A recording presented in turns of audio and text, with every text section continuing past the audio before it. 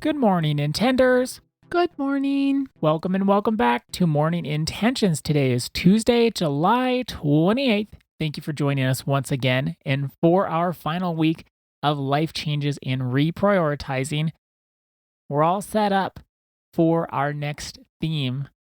And it's going to flow right from this one. I'm really excited about it. I'm really excited about it. We've never done it fully on the podcast. We've mentioned it on the podcast, but we haven't done it fully on the podcast. So I think it's going to be a lot of fun. I do too. It's something that has changed both of our lives for the better. So stay tuned. That's next week. Today, though, Annette, did you think about your beliefs that no longer serve you and also the chain reaction that they have on your life? I did, and I thought about beliefs that no longer serve me. I think I could safely say that. Like I would watch myself have a thought, and then I would say, well, where is the root of that thought? Because it's in a belief. I have beliefs floating around in my head that no longer serve me. They create thoughts, feelings, actions, and outcomes. I was so happy that you brought that up yesterday.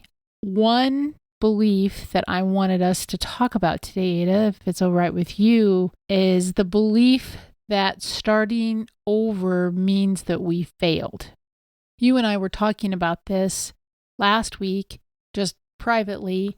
I would like to talk with you about this on the podcast because I know many of us feel that if we have to start over, and that could be we have to start over in a career.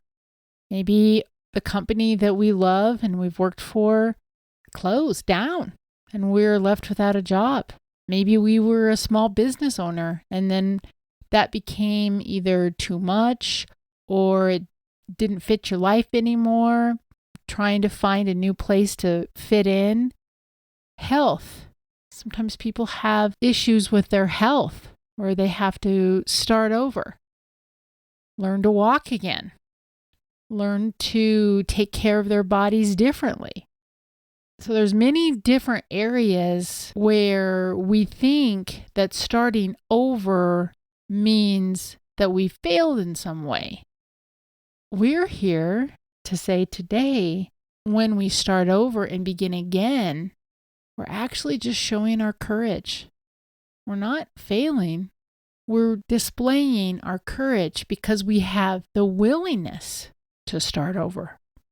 When I think about starting over, one of the things that always pops up in my mind, probably not on day one, but maybe a few years after the starting again process has already begun, the thought always comes up that I should have done this a long time ago. And the starting again was more like this rock bottom experience when I should have made some changes a long time ago. Like if a relationship didn't go well and it ended, then I feel like, oh gosh, I gotta find a new partner or find a new friend or whatever. The problems were there for a long time, but I didn't want to see them or I put up with them. And there could have been a lot of different times that I could have said, no, this needs to be done. But for whatever reason, I let it just go and go and go.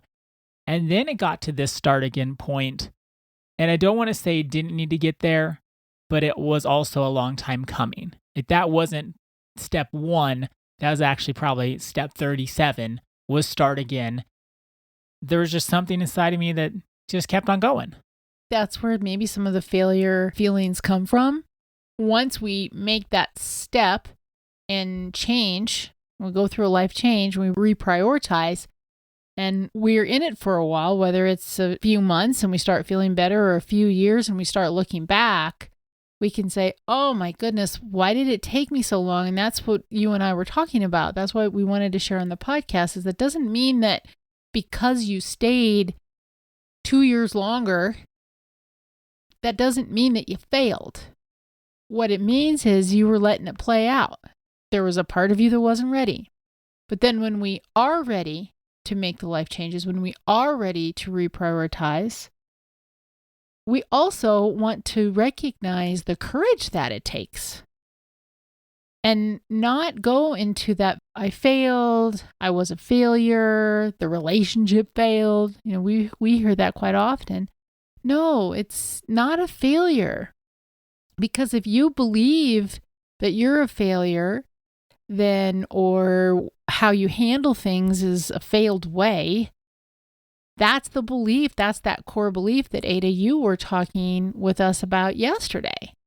Then that core belief then colors everything. It colors your thoughts, it colors your feelings, it colors your actions, and then it colors your outcome.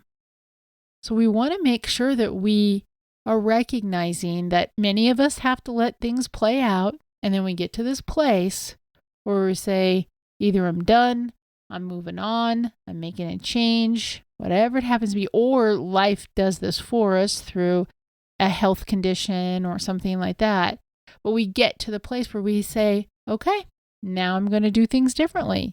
That takes courage. To go along with that, I'm also thinking as you're talking, how could we support the people in our lives who are starting again? Rather than making comments like, well, I knew that wasn't going to work out for you, or what'd you do this time? I'm just kind of pulling stuff out of my head here and thinking, how do we talk in a way that makes people think they are a failure rather than recognizing their suffering? It's an awful position, or at least it feels like an awful position to start again. So if we witness someone in that suffering, what are we doing to help bring them out of it? Rather than say, well, you're in a hole, you did this to yourself. Serves you right. I don't know. Do you get what I'm saying here? No, I do get what you're saying, because then that's where we start feeling like a failure again, because we're not getting the support. But this is where that courage comes in, because we can't buy into somebody else's opinion about us. We cannot. No, but we can also be the people that help the people who are starting again. That's what I'm really after. I think it would be so much easier in our world to start again and have the courage to start again and the courage to stick with starting again if there was this attitude of in our supporting families, one another. Exactly, of supporting one another, of saying, how can I help you? What do you need from me to help you in this challenging time? Like, lean in rather than pull away. I agree with you 100%, with the little caveat that if you're not receiving the support that you need through your life changes, through your reprioritizing, please know that lack of support that you may be getting from your friends and family, that doesn't mean it's a sign not to make the changes. It means that you need someone in your life that is on your team. Because we talked about this before. Sometimes, when we start making changes, the other people get scared. We talked about that last week, I think it was. You're right, Ada. It would be so nice if we recognized that other people were trying to change and reprioritize, and we were their cheerleader, and we said, how can I help? Like Deepak Chopra, how can I help? How can I serve? But that doesn't always happen. And so if it happens, wonderful. But if it doesn't happen, reach inside of yourself, find that courage, because you will be happy that you did. When that change is brewing inside, when we ignore it, push it down, minimize the importance of it, we're only cheating ourselves, because we tell ourselves. We just have to listen. That's the thing. So our intention for today is, I will remember that beginning again is a sign of courage, not failure. I will remember, I'll keep this in mind, top of mind really, that beginning again is a sign of courage, not failure. Thank you so much for joining us today. Our day is better because you are part of our day.